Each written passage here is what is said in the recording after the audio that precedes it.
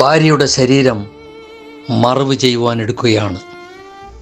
അവസാനമായി അവളെ ഒരു നോക്ക് കാണാൻ എൻ്റെ വീട്ടുകാരും അവളുടെ വീട്ടുകാരും തിരക്ക് കൂട്ടുന്നു.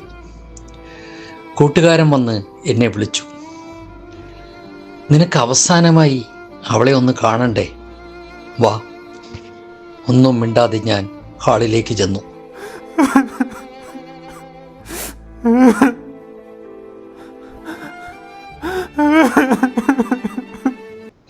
പുഞ്ചിരിച്ചുള്ള ആ കിടപ്പ് കണ്ടപ്പോൾ വിവാഹം കഴിഞ്ഞ് അവളെ ആദ്യമായി ചുംബിച്ചത് എൻ്റെ മനസ്സിലേക്ക് വന്നു.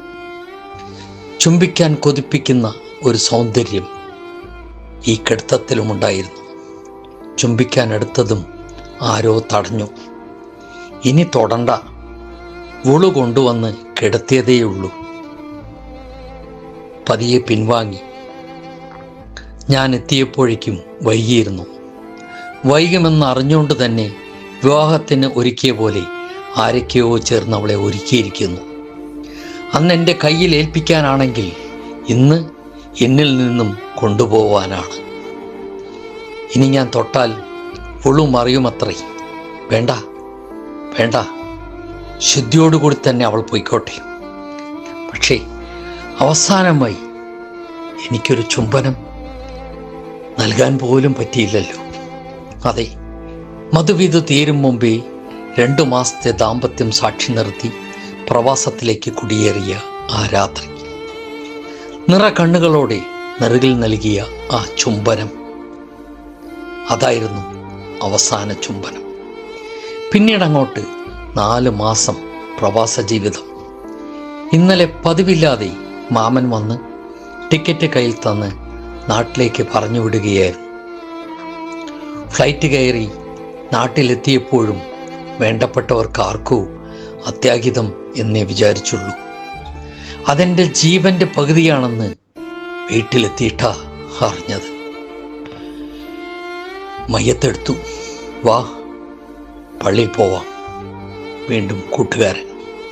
അവൻ്റെ കൂടെ വികാരമില്ലാതെ അവളെ അനുഗമിച്ചു.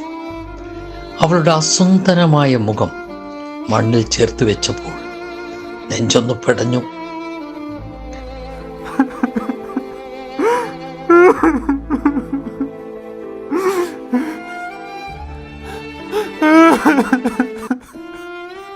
മോളെ മോളെ,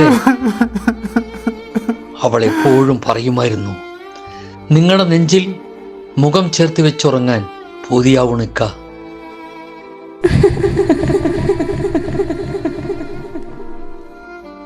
അവസാന കല്ലും വെച്ച് എൻ്റെ മുത്തിൻ്റെ മുഖം മറയ്ക്കുമ്പോൾ പറയാൻ കഴിയാത്ത ഒരു വികാരമുണ്ടായിരുന്നു മനസ്സിൽ.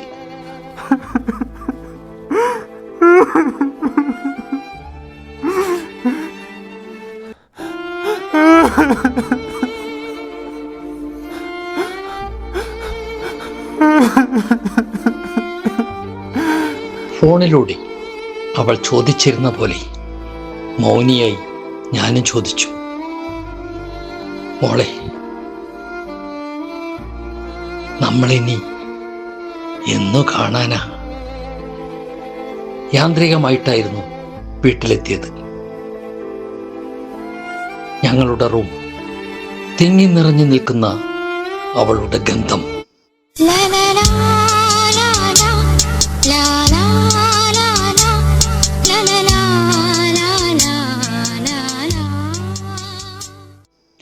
അവൾ വിരിച്ചിട്ട ബെഡ്, അവൾ ഉപയോഗിച്ചിരുന്ന സാധനങ്ങൾ, അഴിച്ചുവെച്ച മുടിപ്പിന്നുകൾ, ഹാങ്ങറിൽ തൂങ്ങുന്ന അവളുടെ വസ്ത്രങ്ങൾ. പ്രവാസിയായി മാറിയപ്പോൾ അവൾ എന്നോട് പറഞ്ഞിരുന്നു, ഇക്ക, നിങ്ങളില്ലാഞ്ഞിട്ട് ഒരു രസവുമില്ല.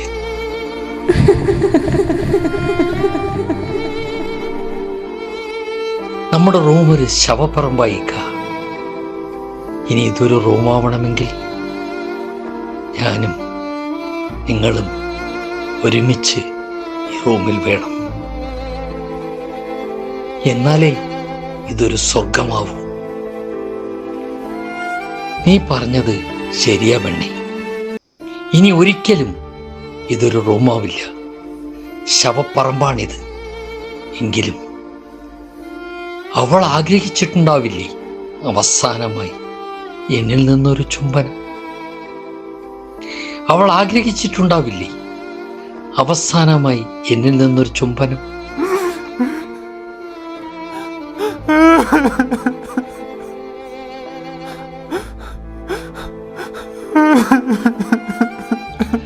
അത് കിട്ടുമെന്ന പ്രതീക്ഷയിലല്ലേ അവൾ അങ്ങനെ പുഞ്ചിരിച്ചു കിടന്നത്? ക്ഷമിക്കുവണ്ണേ, ക്ഷമിക്ക്. വൈകാതെ എത്തും ഞാൻ നിന്നരികിൽ, ബാക്കി വെച്ച ആ അന്ത്യചുംബനം സമ്മാനിക്കാൻ. വൈകാതെ എത്തും ഞാൻ നിന്നരികിൽ, ബാക്കി വെച്ച ആ അന്ത്യചുംബനം സമ്മാനിക്കാൻ.